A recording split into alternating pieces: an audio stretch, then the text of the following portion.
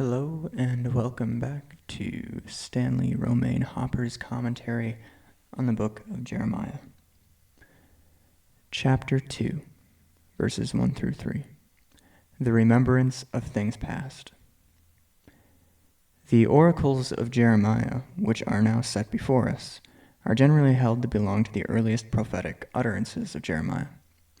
It is felt by some that the easy and natural movement is from the vision of the setting cauldron to the Scythian poems of chapters 4 through 6.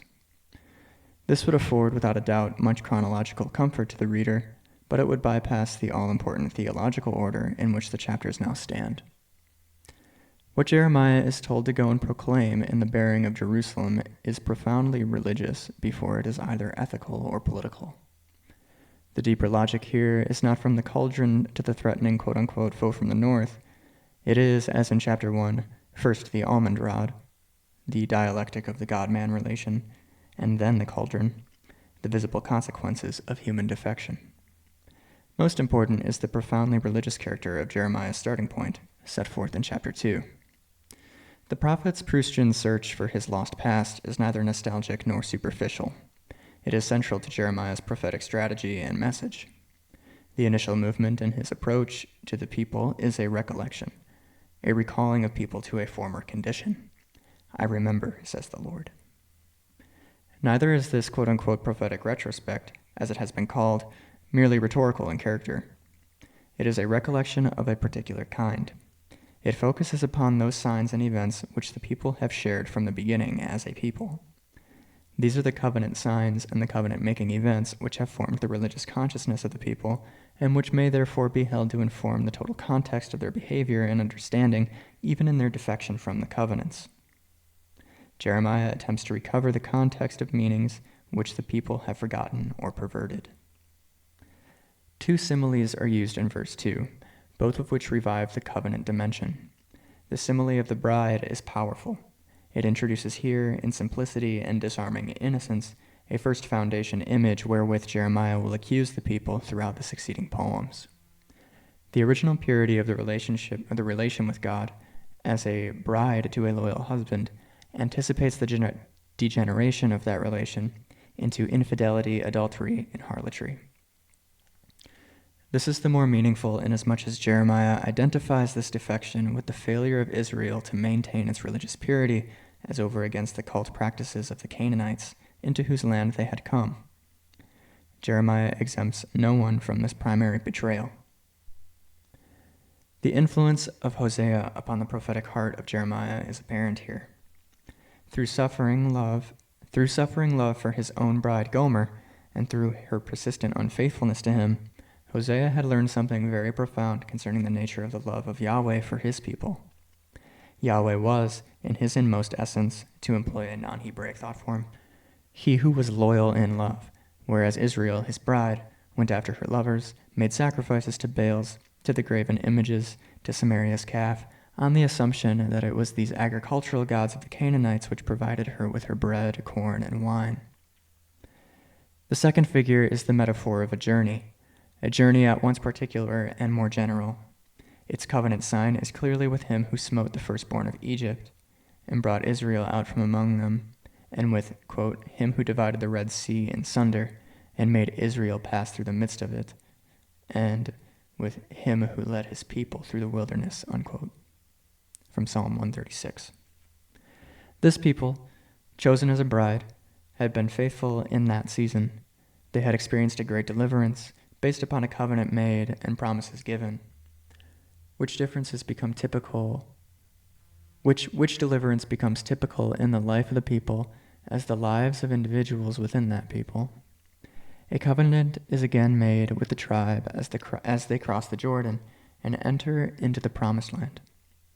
It is later confirmed under David, during a time of comparative faithfulness, Israel was holy unto the Lord. For Jeremiah, the turning from loyalty to Yahweh dates from the Davidic covenant. Hence the period of the wilderness wanderings represents for him, as for Amos and Hosea, a period of ideal piety before the long rebellion sets in. To the Deuteronomist, as well as to Isaiah, Ezekiel, and the Yahweh and Elohim histories, this period was itself the period of the origins of sin. On the unsown land of the wilderness there had been for Jeremiah no rival gods. Defection begins when the loyalty of the people is seduced by the agricultural gods of Canaan, with all their fertility rites and cult practices. This is the place where the long detour, as Minier calls it, begins. We shall see below, in chapter 6, verse 16, how easily this metaphor of the journey is lifted by Jeremiah into a general principle. A third simile now appears. Israel was holy, i.e. set apart to the Lord, like the first fruits of his harvest. Here again a string figure is used, one which is calculated to lay a firm hold upon the conscience of the people. For, as every Israelite knows, a portion of the first fruits of the harvest was especially set aside and consecrated to Yahweh, and no one was permitted to eat thereof, save only the priest. Even the priests were permitted only because they were Yahweh's representatives, living on his bounty. Those who trespassed upon this rule were subject to severe penalties. All who ate of it became guilty. The relationship with Yahweh is violated. The sacrilegious derogation to oneself of that which belonged exclusively to God is for Jeremiah the source of the guilt consciousness, which persistently bears witness to the corruption of the very ground of personal as well as national integrity. The almost terrifying power of this comparison will be seen if the metaphor is carried back to the original in Hosea 9:10. For here in the finding of Israel in the Sinai desert, the people truly come to know God. Cut off from all the secondary securities, with nothing but flight and the wandering, the encounter with God is deep and real. But it is miraculous, as though one were to find ripe grapes growing in an unirrigated desert, so discovering what is luscious and rare where certainly one never expected to find it. Or again, it is as though God's fig tree, the tree of mankind, planted long since has produced fruit for the first time, and this first fruitage of the tree turns out to be the Israelite fugitives from Egypt, the first fruits of God's increase.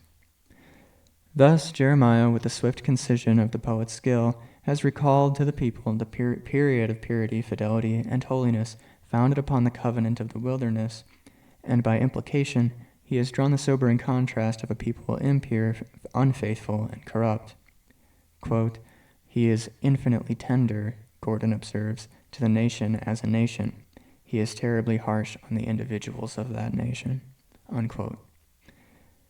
Verses 4 through 13. The encounter with nothingness. To Jeremiah, this progressive deterioration in the land of promise is incredible. Living in the time when Israel has already fallen and when Judah is facing a like disaster, he is appalled and shocked by the blindness of the people. One can only shudder in dismay and amazement. Instead of seeking the Lord, they turned away from him, defiled his land when they entered into it, and made his heritage an abomination. Priests, interpreters of the law, rulers, and prophets have all gone after things that do not profit. The people, too, have exchanged the God who was their first glory for that which does not profit. It is incredible. Quote, "Only the fool fixed in his folly may think he can turn the wheel on which he turns. You may go either to the west or to the east, either to the coast of Cyprus or Kedar, and no such behavior will be found. Even the people whose gods are no gods do not change their gods. They remain loyal to what they have, even though they have nothing. But this people, says the Lord, have forsaken him." 13. The fountain perennial. This verse is easily one of the most memorable in the whole of Jeremiah's writing. It is aesthetically complete, with singular and universal appeal. Its irony is purgative. It contains one of the few names for God which Jeremiah himself seems to have formed. God is the fountain of living waters. The springing fountain, filled with countless hidden springs flowing into it secretly from the highlands and long since offered to the people without labor and without price, suggested to Alexander Maclaren, quote, "the great thought of God's own loving will as the self-originated impulse by which he pours out all good." Unquote. Its image appeal is perennial, like that of the overflowing cup in the 23rd Psalm. How much more powerful is the image when it is considered that it is addressed to the people who dwelt in a semi-arid land where water was prized and thirst was common. How incredible, then, and how utterly absurd, the leaving of this constant and life-giving source in order to hew from the hard rock, through hard toil and great price, the artificial basin. Water collected in cisterns from the rains has to be carried in jars from the distant places. It became so hot and stagnant and often polluted. Such cisterns often cracked and the precious liquid seeped away.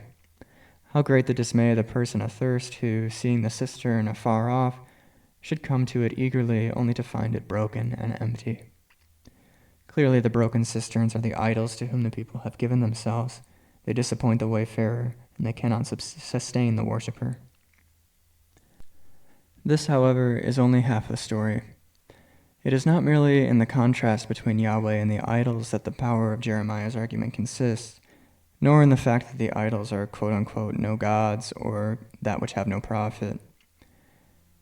The clue to the entire discourse, with its forensic contention with the people, is found in verse 5. In turning from Yahweh, the people went after worthlessness and became worthless. The exegete rightly calls attention to the root concept, meaning vanity or nothingness, and the recurrence of this term, together with the several modifications of its root throughout the oracles of Jeremiah, should not underscore the dimension of meaning that is commonly lost. It is not merely that men become like that which they love and worship, as is frequently pointed out, as though vanity or the idol or nothingness were static and inert. On the contrary, the nothingness of which Jeremiah speaks is extremely lively. It is as lively as we are, as powerful as our thirst is powerful, and as desperate as our hunger is desperate. For it is not anything outside of us, the root is within the soul. Where the individual spirit is not related to God as to the fountain of living waters, he is filled with great emptiness, is deceived by all he values, everything to which he puts his hand crumbles as he grasps it. He pursues nothingness, and by the desperate dialectic of his choosing, he becomes nothing. But this becoming nothing is a movement. It is a movement in which the false premise, on which the self is attempting to constitute itself, constantly reinstates itself with every effort which the spirit makes to be rid of its distress. It is, to employ a dubious neologism, an experience of nothingness, nothinging.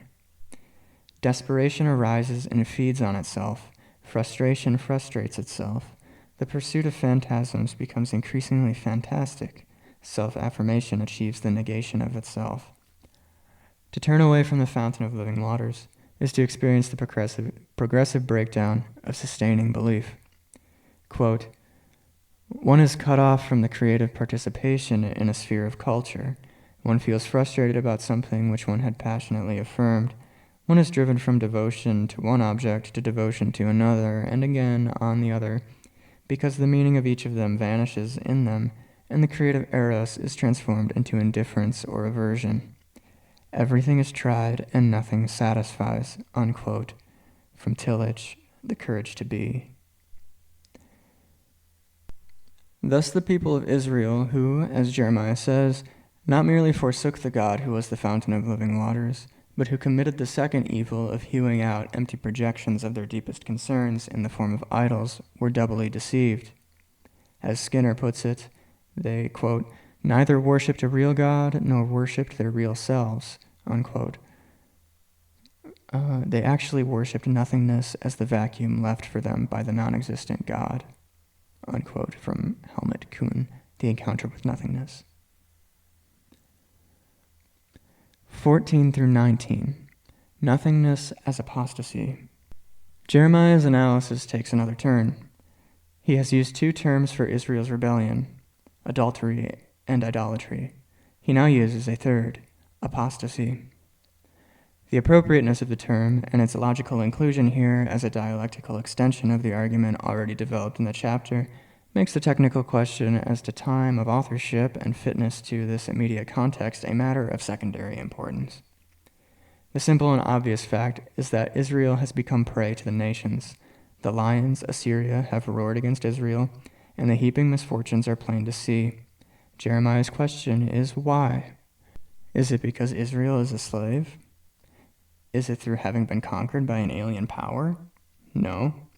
Or is it because Israel has been born into serfdom? Not at all. Israel's status was that of a favored son. No, says Jeremiah, you have clearly brought this upon yourself by forsaking the Lord, the fountain of living waters, by hewing out cisterns that are empty and broken. The attempt to make up for this by going to the Nile, to Egypt for water, or to the Euphrates, Assyria, is fatuous. Hosea had already put this clearly. Assuming the verses are written sometime between the death of Josiah at Megiddo in 609 and the Battle of Carchemish in 605 when Egypt was defeated, this fluttering first to one power and then to the other can at best be put down to political expediency. Jeremiah sees more deeply. A people that forsakes the Lord will know evil and bitterness, for the well-being of a people is founded upon its relationship with the living God. When the covenants of this relationship are broken, a necessary dialectic of decline sets in.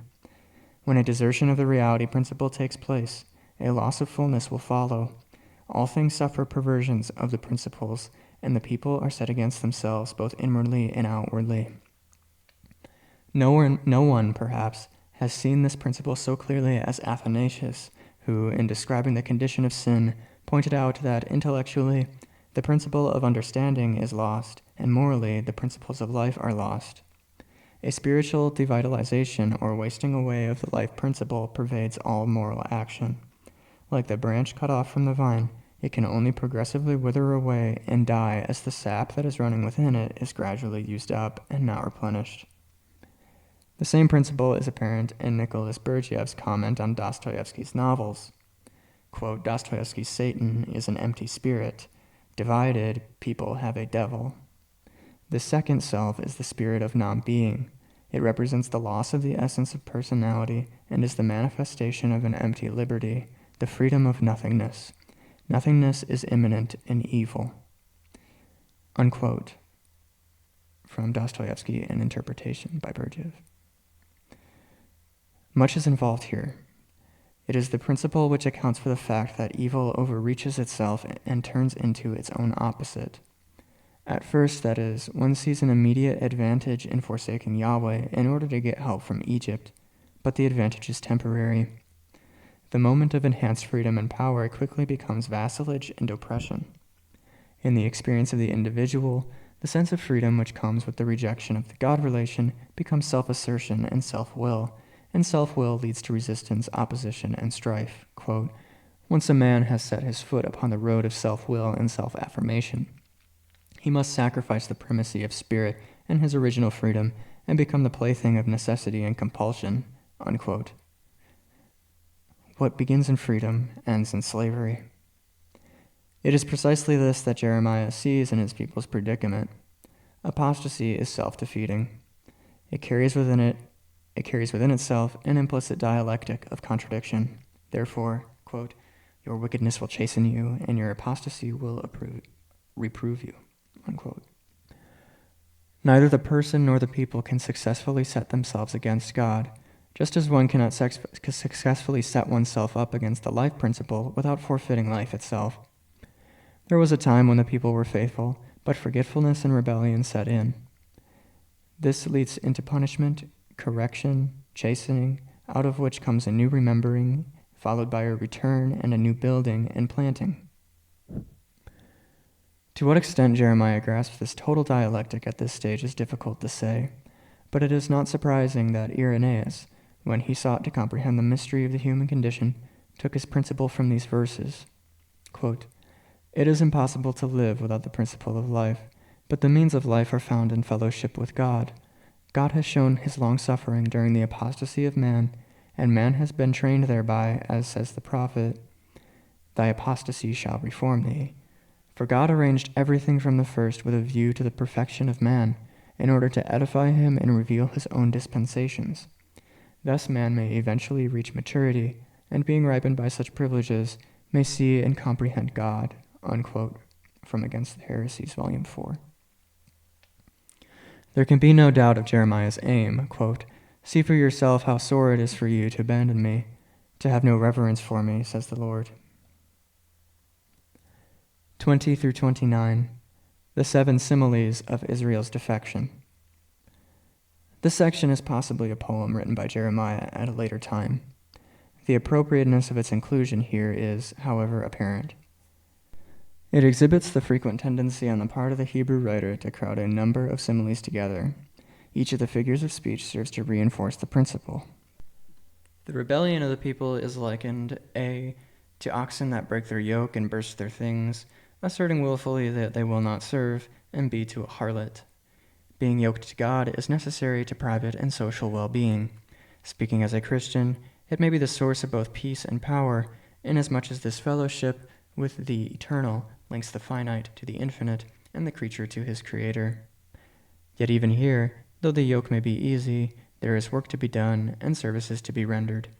There is obedience. Here we may assume the covenant signs and the covenant events comprise the yoke whereby the people had been united to Yahweh. And in the recurrence of this second figure, the argument of the opening verses of this chapter is resumed. The capitulation of the Hebrews to agricultural rites of fertility cults of the Baals was for Jeremiah, as for the prophets who preceded him, a prostitution of true piety and a betrayal of the true God.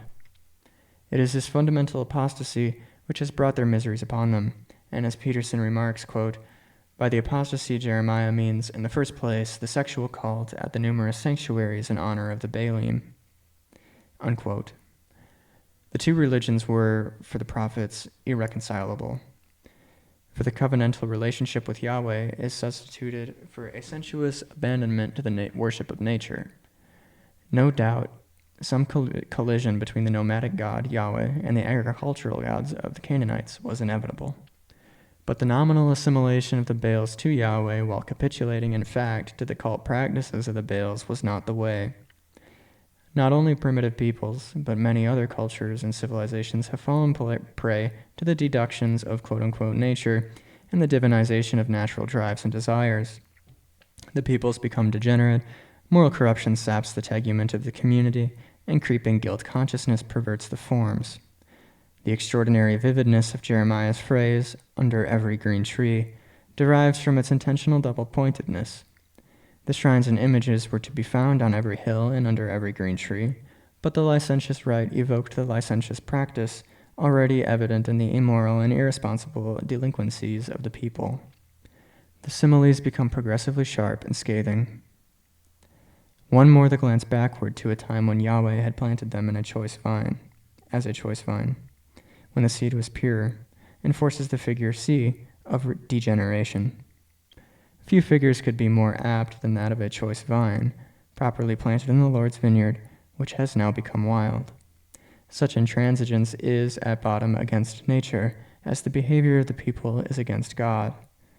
The same problem meant for Isaiah that Israel had become estranged from the justice and righteousness of God. In Jeremiah's context, it is a third form of rebellion. As such a vine is abnormal in the well-tended vineyard, so it is abnormal in the people. Quote, the dirty face that can't be washed clean, unquote, indicates the depth of the apostasy. It is not something discoloring the surface life of the people. The rebellion of the people is likened, D, to the stain of guilt which cannot be washed away with the soap of lie. The stain is too deep. The cleansing must come from within. Sin, comments H. Wheeler Robinson, quote, springs from the inner attitude whereby the result of long continuance in evil will is a hardening of the purpose and indifference to the consequences, from which there is practically no hope of recovery in man himself, unquote. From the Cross of Jeremiah. The inward thrust of Jeremiah's religious thought is evident here, but Jeremiah begins to conceive of God in a new way, as we shall have frequent occasion to note, as a trier of the heart and kidneys, the will and emotion, similar to the depth perspective of the 139th Psalm. Quote, for the first time in the Hebrew religion, holds Robinson, we reach the declaration of this truth, unquote. For the moment, however, the similes continue to dramatize the results of the apostasy as we move from the wild vine and the stained flesh to the wandering camel. The protest on the part of many is that they have not been defiled, that they have not gone after Baals, is disproved by a single glance at the valley of Hinnom, where child sacrifice was practiced. Such practices could prevail only in an environment of moral lassitude and religious indifference. But this itself is only symptomatic of a deeper problem, that of the spiritual impotence and moral ambiguity. The people here are like a restive camel interlacing her tracks. Without the driver, the camel wanders hither and yon over the desert. Quote, if you look at her tracks, they are crazy patchwork going nowhere. So is the life which lacks direction in God, unquote. This is a graphic figure, arising positively enough from the people's own desert wanderings in the time when they were first found of God and guided into the promised land. Western literature substitutes the figure of the wood or forest for that of the desert. Quote, in the midway of this mortal life I found me in a gloomy wood, astray, gone from the path direct. And Heidegger, recognizing that Nietzschean quote-unquote death of God in our time, describes our presence in the deep woods where the familiar trails to reality, which cross and recross each other, are swallowed up in a thicket of confusion, and we are bound to seek today some fresh track, some new footprint of the gods which may lead us out of darkness. The predicament is the same. Israel experiences that double-mindedness, that vacillation, brought about by the attempt to mediate between irreconcilables. Quote, man has always, said Luther, either God or an idol, and the dialectic of idols is invariably the same. For this reason, Jeremiah introduces with merciless irony the bitterest of his indictments. Judah becomes like a wild ass or a heifer running wild, in her heat sniffing the wind. Running wild, as Skinner describes it, quote, in the heat of sexual desire, utterly beyond the control of her owner, but easily approachable by the males who seek her, unquote. So strong is Judah's idolatrous passion that she runs after her lovers, the false gods. Do not run your feet bare, interjects Jeremiah with fine irony, or your throat dry. But the people reply to all these injunctions, quote, it is no use to talk. I am in love with foreign gods, and after them I will go. The pathos of this last protestation, it is hopeless, whereby the people are represented as having fallen so far into lustful passions that they cannot respond to the Lord's recall, serves merely to underscore once more, as in verse 22, how locked in its own willfulness the will to self becomes when the relationship with God is broken. The projection of the self's absolute possibilities upon nothingness leads to the vicious involution of pursuing more and more desperately the absolute for one's emptiness, quote, the shadow of the repudiated God. Emptiness and guilt consciousness will arise in the heart, and as the guilt feeling becomes increasingly acute, the people will seek a scapegoat in the person of the one who most sharply opposes them, in this case Jeremiah. Meanwhile, their shame is like that of a thief, one caught, who retains nothing of that which he stole, and knows only the deepening chagrin of penalty, frustration, impotence, and shame. People, kings, princes, prophets, and priests, all who have worshipped either a pole or a pillar, will be confounded like a thief when in desperation in the time of their trouble they appeal to Yahweh. The fatal ambiguity of their behavior is clear. They want to retain Yahweh as their national God, on whom they might count when the need should arise, but meanwhile they want to have gods in their own image. This attempt to turn their back to God, but not their face, will not do. If they make gods for themselves, these are the gods that should help them in the time of trouble. They should have attempted to steal from God himself nothing less than his gifts and their own birthright. Yet despite all this, says Jeremiah, you still complain against him. Quote, godless all, rebels all. And in the fine phrase of Moffat's translation, the eternal protests. 29 through 37. The eternal protests. The verses which follow do not greatly advance the argument. Yahweh submits, however, a bill of particulars with which to round out his pleasing. Seeing the defection of Israel and Judah, he had attempted to correct them through penalties and punishment. They would not be corrected. Prophets were slain, but they would not heed. Far from being a desert to them, he had brought them into a rich land, but the people choose to do as they pleased.